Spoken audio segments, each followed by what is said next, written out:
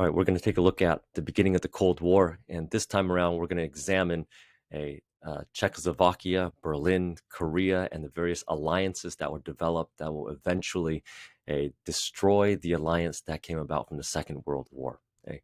So the first thing we're going to examine is going to be a documented responses on these two political cartoons. So go ahead and spend a moment and evaluate both and be able to tell me from each point of view what the cartoons are saying and how it may also result in action using some of the key terms that are provided. So pause the video there and go and answer this prompt. All right, once you have that done, we're going to go ahead and sort of review what we have here. And particularly, we start off with the Marshall Plan. Okay? The Marshall Plan itself, which we reviewed in the previous assignment, did a number of things. So be able to answer these questions here before we begin. From the American and German viewpoint, how did they see what they were doing with the Marshall Plan? And then on the other hand, be able to examine the Soviet point of view as well. Again, use some of these images and the political cartoons to remind yourself that you have a singular event, but seen very differently on both sides. So with that, we're going to set up the context here for today and some of the background that will allow us to be able to talk about some of these flashpoints in the 1940s after the Second World War. And what you should be able to do is be able to answer the questions that are provided. The lecture questions are in blue, the document questions are in yellow, and the video questions are in purple. So let's start off with this first lecture question, the political context of Czechoslovakia after the Second World War. So be able to answer this question in the next few minutes. Okay. The first of which is we want to review a little bit the existence of these quote, spheres of influence, where both the Soviet Union and the United States, in occupying Europe after the defeat of Nazi Germany, are going to try to determine the outcomes of what happens in the places that they occupy. But not only that, but the mutual distrust that both of them had on each other. So we looked at the documents from both Kennan and Novikov in how they viewed the Soviet Union and the United States, and the distrust that comes about by thinking that, global communism is going to spread from the Soviet Union and destroy capitalism, or the United States, capitalism trying to take over the world.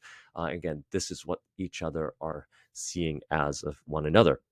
Not only that, but we see this in the first incident in regards to the Greek Civil War, where the United States particularly provided resources and benefits for anti-communist forces in both Greece and also in Turkey as well, leading to what is known as the Truman Doctrine of U.S. aid to those who are going to resist communism. And not only that, but the containment policies of the United States, that everywhere else in the world, they want to ensure that communism is contained where it is, that it does not spread elsewhere.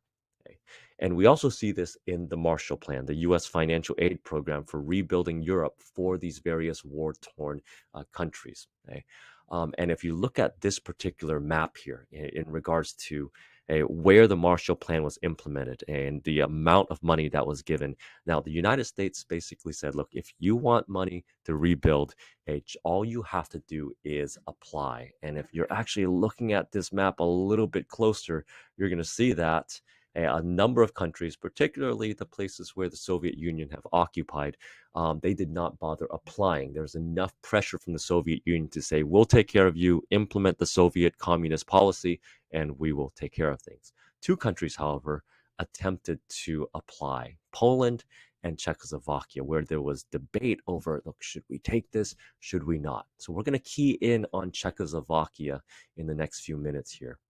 Because in a lot of ways, it was the country where it all began, the conflict of where it all began. Remember Germany's eventual seizure of Austria, and from there, bordering Czechoslovakia and demanding that the German Sudetens end up being annexed by Germany, leading to the Munich Conference and the eventual annexation of all of the western half of Czechoslovakia and the independence of Slovakia in the east as well. But at the end of the Second World War, the map looks like this. Regions that were mostly occupied by the Soviet Union, but partially by the Western Allies as well. And so with that in mind here, Okay, one thing to keep note, not just in Czechoslovakia but everywhere else in Europe, there is a real case for communism. Remember, before the Second World War, the world was in a Great Depression, right? It looks like capitalism did not work, and that financial and economic crisis led to eventually the rise of fascism in Italy and in Germany, leading to the Second World War. So there's a real case by many in Europe to say maybe communism is the right answer to how to rebuild a much better society. And that leads to our discussion on what becomes known as the Czechoslovakian coup and the Berlin blockade, which we're going to take a look at in a moment. Now, in Czechoslovakia, we have to go all the way back to, again, the promise of elections by the Big Three at the Yalta Conference. And while this may not necessarily be true for many of the states that were closer to the Soviet Union, Czechoslovakia did attempt to reestablish the democracy that they had in the pre-war period. But it was also flavored and colored by a history of resentment towards the West. So it's not as if they're going to say we are democratic or we're going to align ourselves with the United States. No, instead, in Czechoslovakia, there is a real strong memory of the Munich Agreement, and particularly the betrayal by the British and French in one, not allowing the Czechoslovakians to be involved in the process at all. And so the agreement to give up the Sudetenland to Hitler and the Germans was done by Prime Minister Chamberlain and Britain and others without their consent. So they feel as if they were betrayed by the Western Allies. Not only that, but as the Western Allies are growing closer to Germany, particularly, because they felt like they needed a strong Germany to be able to prevent the Soviet Union from taking all of Europe, the mostly Slavic Czechs, or excuse me, the Czechs who are anti-German and the Slavics of Slovakia in the east, they're going to see themselves as closer, having closer ties to the Soviet Union, who are ethnically Slavic, than any other parts in Europe. And so, again, with their pro-Slavic identity, the anti-German sentiment that exists for the Czechs, they're going to say, look, if we have closer ties to the Soviet Union, then so be it. So, again, here's this democratic state with close ties to the Soviet Union, and again, the notion that democracy can function with some socialist ideals. And so we see this in the 1946 elections, real elections that take place, competitive elections, where the communists, they don't get a majority, but they are the most powerful political party. So they're obtaining 30, 40, in some cases 50% of the votes in the various regions of Czechoslovakia. And so the Communist Party becomes a vital and key party in Czechoslovakian politics in the 1940s. However, again, there is this aim, by particularly this group called the National Front. So a coalition of basically anti-communist governments. So it's not one political party, but multiple political parties, all with different agendas. And what they're trying to do is trying to keep that Western style of democracy, all the while trying to implement socialist style economic policies. But the question is, can they actually coexist? Can you have a very strong communist party with this sort of coalition party that really don't agree with one another to govern Czechoslovakia? And the question is made more difficult because of constant Soviet pressure, and particularly of pro-communist forces, which are going to attempt to try to seize power with support of Stalin, and not only that, but the Red Army, which is right on its border as well.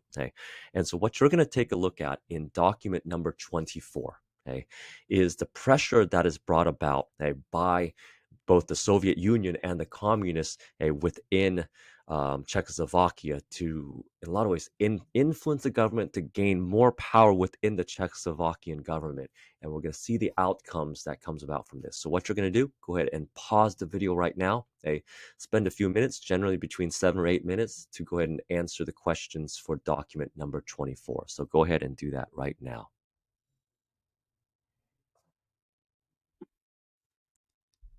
All right, you should at this point have completed document number 24. The next portion is, and where this is really gonna show itself to intensify the conflict, is what happens with the city of Berlin. But let me provide the backdrop for this. Okay? After the Second World War, okay, Nazi German currency becomes completely useless. And so, for the several years after this, if Germans wanted to rebuild or they even want to feed themselves or work in a particular job, whatever it might be, it would be difficult to actually make exchanges because the currency that they've utilized is completely useless. And so in Germany, whereby you have several occupying forces, there's has someone needs to make a decision in regards to how Germans can actually make exchanges. Without currency, the economy comes to a halt. And so, because of the lack of cooperation between the Soviet Union and the United States and the other Western powers, the Western powers came together in London to create what is known as the London Program, a secret meeting of many of these top officials that will basically say, look, the Soviet Union isn't responding. They're not cooperating. We need to get things moving. If we want to implement the Marshall Plan, then we need currency in Germany. And so they decided enough is enough. In the zones that we occupy in the West, we're going to create a separate West German government. And not only that, but a separate currency as well. So now the West will officially operate differently than the East. This is really the starting point of the division of Germany. So you could blame whoever you would like, but the Western allies felt like it was the time to move on. Okay? And so in the context of both the London program, where it seems like the Western allies are going their own way, the United States is pushing for a strong Germany, and they're going to go without the Eastern part if they had to. Add to the notion of the American Marshall Plan and the stress and the strain that's going to put on the Soviet Union and Eastern Europe, plus also the American support of the Greek Civil War. So all of these things provide the context of the Soviet response in Berlin in what becomes known as the Berlin blockade and the subsequent airlift. Okay, so what you're going to do is to go ahead and in the link, go ahead and start watching the first about 15 minutes of the video. Okay, and you're going to go ahead and answer the video questions that are provided. So go ahead, click on the link, start the video, and again, stop at around the 15-minute mark when they show the map of Germany. So go ahead and do that right now. Okay, you should be right at the part where the Berlin has been cut off. Okay. And now's the part to go ahead and take a look at document number 25 and 26, answer the questions that are provided to get a better sense of the logic of the Berlin blockade.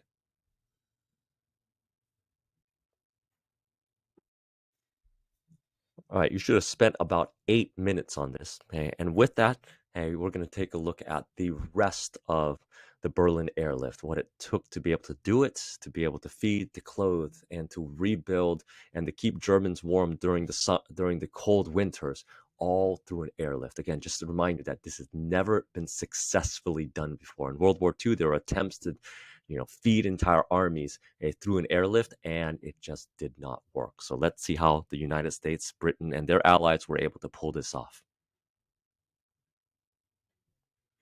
All right, you should have completed the video at this point here, but what you should be able to see from the Berlin blockade was the successful airlift, bringing in 2 million tons of goods by air, and it was successful enough in the end such that the Soviet Union had to lift the blockade. But once we get to these points here, there is a real divide between the United States and the Soviet Union, not just in terms of what's going on in Europe, but other parts of the globe as well. And that includes what happens in Korea, which after the Second World War. So if you remember, Korea itself was occupied by the Japanese as a Japanese colony. And so what we're going to take a look at is some real similarities between what we see in Korea and also in Germany as well. So let's go ahead and provide some background for this here. And so Korea was divided up into different occupation zones. And the United States had occupied the southern portion. The Soviet Union, which had actually invaded northern China to try to defeat the Japanese, and in doing so ended up occupying a large part of the Korean peninsula as well. And so they're going to start to put their man, a man by the name of Kim Il-sung, who had actually fought with some of the Korean insurgents in the north and had worked closely with the Soviet Union as well. And so Kim Il-sung becomes the leading member of the communists in North Korea. Okay? Whereas in the South, okay, the United States selected a man by the name of Syngman Rhee, both of which are going to try to enact their vision of trying to create a unified Korea. Okay? However, as the communists start to seize power in the North, there was massive migration of people who wanted to move to the South, to move away from the communist regime. And many of these people um, who came with these people happened to be actually communist insurgents who actually wanted to unify the North and the South um, to become communist. Okay?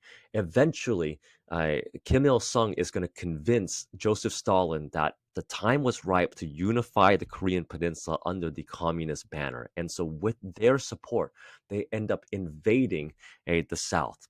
Okay? And in doing so, was able to push the South Korean forces, both police forces, armed forces, and also some Americans as well, into a defense perimeter in the southeastern portion of Korea, where it looked like the communists would actually prevail.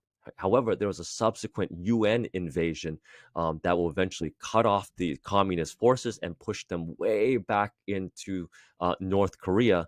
But as these forces were getting closer and closer to China, China ends up invading North Korea, and they're going to end up fighting the United States in a long, drawn-out war for 3 years. Okay?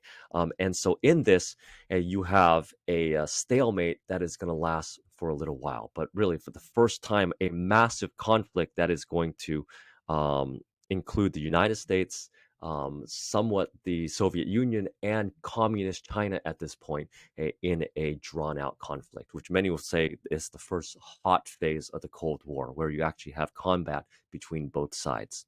Okay. So at this point, go ahead and take a look at, and you should have answered from that part there, political context of Korea after the Second World War, and be able to answer and read document number 28. So go ahead and pause the video and answer those questions right now. All right, coming back. Hey, the threat of possible military conflict between both sides, it's going to lead to a number of defense alliances. And so what the United States is going to generate with the possibility of and seeing what the Soviet Union could do from the Berlin blockade, they felt as if the threat was strong enough to create a defense alliance in the West that also included West Germany as well. And so this group will become known as the North Atlantic Treaty Organization, formed in 1949. Okay? And subsequently, as a response to this, the Soviet Union is going to create the Warsaw Pact. So what we're going to take a look at and what you're going to examine is both of these documents and these alliances rationalized by a series of documents, document number 29 and document number 30. So go ahead and read this and answer the questions for this particular set. And doing so, what you should remind yourself of is the key question that we're going to answer. Again, who's responsible for starting the Cold War? The United States or the Soviet Union? Were they responsible for increasing tensions and breaking up the friendship and alliance that came out of the Second World War? All right, so complete this set, and we're going to go ahead and start the essay process soon.